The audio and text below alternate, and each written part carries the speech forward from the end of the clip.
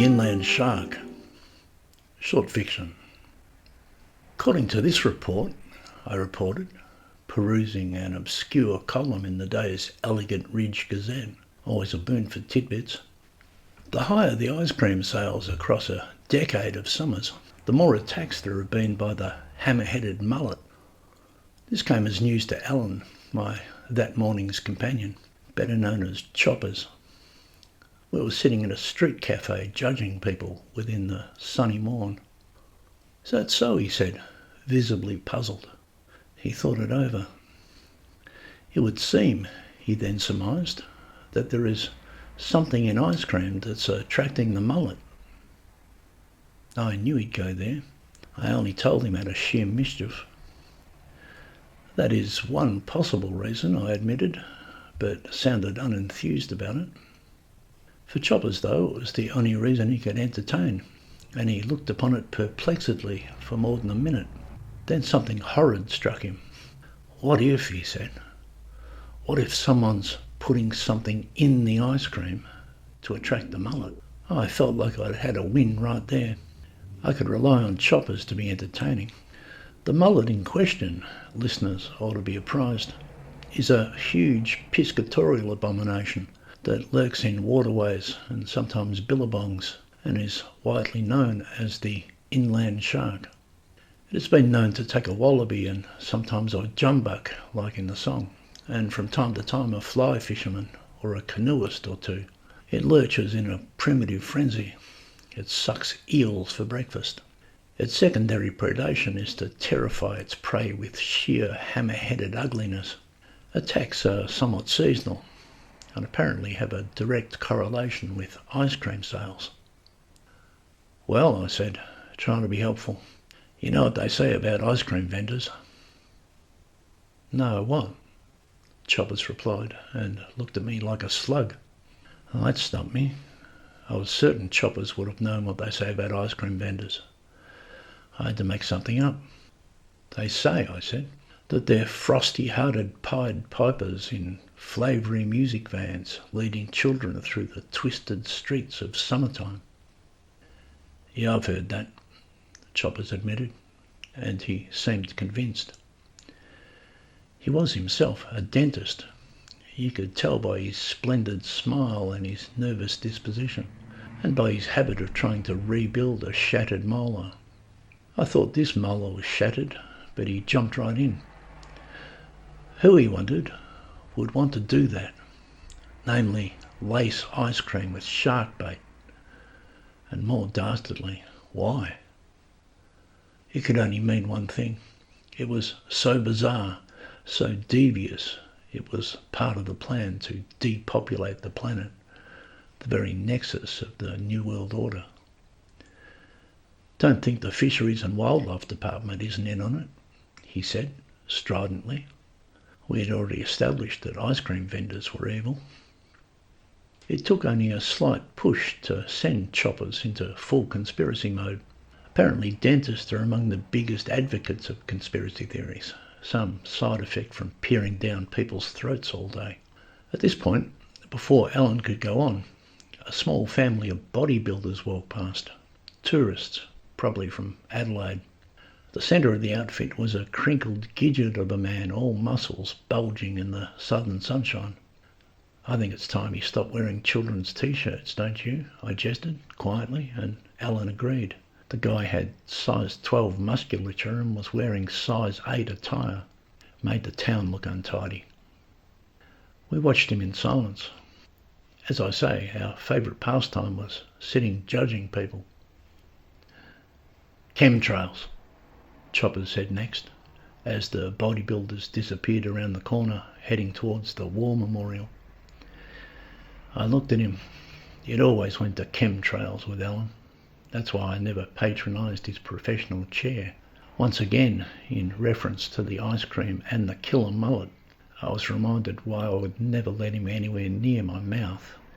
From time to time I like to remind him too that dentists have a massive suicide rate. I would ask him if he's feeling okay. "I bet there's a correlation between chemtrails, ice cream sales and mullet attacks," he said, full of confidence. I agreed that would be interesting. But there could be, I said, other reasons why ice cream eating correlated with mullet maulings, other than the proposed causation. He accused me of being ridiculous and continued, "It's all part of the plan. I see it every day. People just don't smile anymore. And if people don't smile, they don't meet. And if they don't meet, they don't copulate. And if they don't copulate, they don't reproduce." At which point Choppers smiled to illustrate his postulation. He believed that declining dental standards were a driving factor in falling birth rates. "You see," I said to myself, "that's why you don't let Alan anywhere near your face with surgical implements." "Really," I said, "the plan." I had heard it all before, but was more than happy to have provoked it again. Alan liked to smile at randoms. It was creepy. It made shoppers feel awkward. But the birth rate had dropped below replacement, and it was caused by a lack of healthy grins, and was part of the sinister scheme first concocted by the unsmiling United Nations. "The plan," Choppers reiterated. I was waiting to hear about the secret biolab in Yarrawonga, but it didn't come up. "The report goes on," I then went on, turning to the Gazette again, "to say that it may merely be an effect of sunny days. On sunny days, people A, eat ice cream, and B, paddle in infested waterways."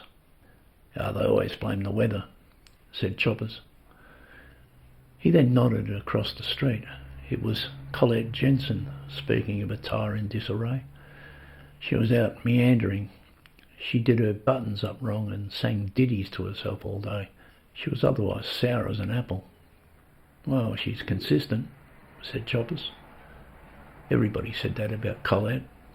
She was several sausages short of the full barbecue, but she was always the same. I found it to be a comforting familiarity in that moment. All this talk about the New World Order gave me the slight exhilarations. I was waiting to hear about the weather control machines at the secret bases in Antarctica, but that didn't come up either. "I don't know," I said, for a change of pace. "The whole story sounds fishy to me." Lame chortle. He didn't grin, thankfully, but sniggered. "It's the children," he then said solemnly. I knew I shouldn't have mentioned the Pied Piper. "The report also said," I said, "that Professor Pitmore from the department says that the hammerhead's mating frenzy coincides with the holiday season and the Limber River." Such coincidences were too much for Alan, I could tell. "This is across a decade of summers," I then underlined again. The sunshine itself had brought out many strollers. We sat and looked at them up and down for about 10 minutes or so. We agreed that Laura Lincoln looked lovely and that Harry from the hardware looked hammered. 2 tourists, probably from Adelaide, loitered unnecessarily and took photographs of a mailbox. "The other thing about ice cream vendors," I added eventually, "is their high suicide rate." "Really?" he said, looking up. "Ah, yes. I didn't know that." "Well, nothing like dentists, of course," I clarified, "but well above the statistical mean." Deflecting this, Alan noticed the bus coming in from Restless Pleasure and turned to observe its payload of human debris. Some of the greatest dental challenges he had ever known had arrived by bus from Restless Pleasure. "You should take the red pill," he said in riposte, making a movie allusion eventually. "Yeah, you're only supposed to take one," I said, "not the whole bottle." He felt checkmated at that juncture by my adroit counter-allusion to an overdose. Actually, I could see Choppers flossing one day, strapping himself in the chair and asphyxiating himself to death on laughing gas. I had to stop myself from daydreaming it. What sort of teeth does a hammer-headed mullet have anyway? I wondered, having never been that near to one to notice. I thought Alan might know. "They don't have teeth," he said. "They just gum you to death." Charming, I said. I noted that you don't need teeth to eat ice cream, but of course it wasn't the ice cream that the mullet ate. Alan admitted that as a professional bias, he didn't trust any animal that didn't have teeth. I hesitated to agree. All this talk about ice cream had by this stage, however, made me peckish. Ice cream sales have been going up for a reason. It's a yummy confection. My own theory is that they put something in it to make you crave it fortnightly. On this occasion there was an emporium, Laszlo's, only 2 streets away, and they did a chocolate swirl. "Do you want one?" I asked, putting the Gazette down and seeing if I had enough coinage in my pockets. "What, knowing it's laced with shark bait?" "Well, I plan to avoid all rivers, streams, ponds and waterholes," I admitted, "possibly swimming pools and drinking fountains." He thought about it, the water nexus. "Anyway," I said, "Laszlo's chocolate swirl is something to die for." I was willing to risk it. He was suddenly in a political dilemma. Should he give in to the globalist elites? How could he countenance patronising ice cream vendors knowing what he knows? Think of the children. Then there's the sugar content and the effects of cold on your enamel. Finally, though, being fundamentally agreeable, he agreed.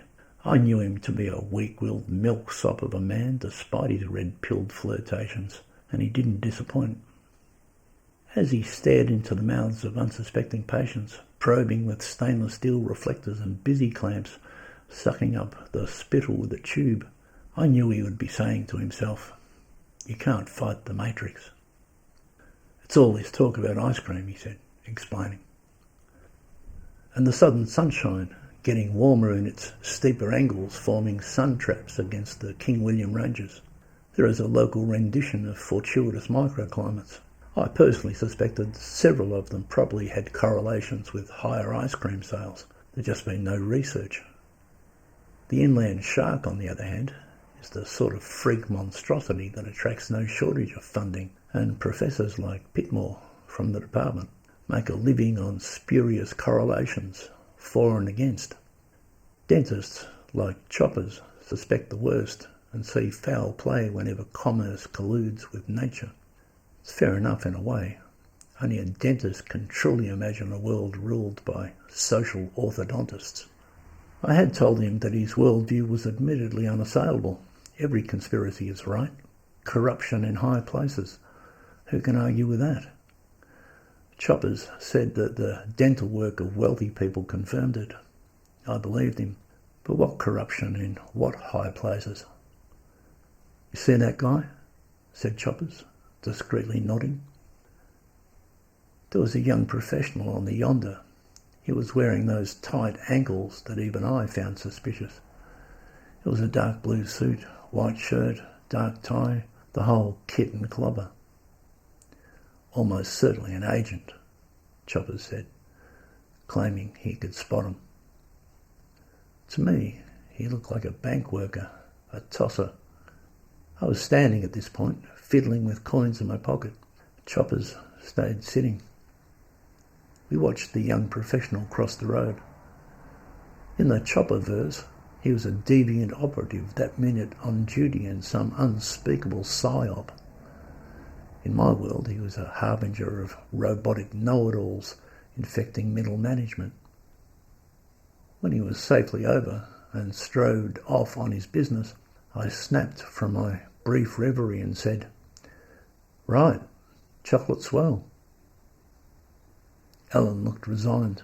No doubt the plot was to lure youngsters to waterways. Quite possibly the hammer-headed mullet had been genetically engineered. He was certain the Elegant Ridge Gazette was an organ of half-truths and misinformation anyway. Fake news. I walked off to Laszlo's in the sunshine to buy 2, inordinately peckish by now, but just in case, determined to assiduously avoid any habitat that might harbour an inland shark or any other toothless miscreant along the way.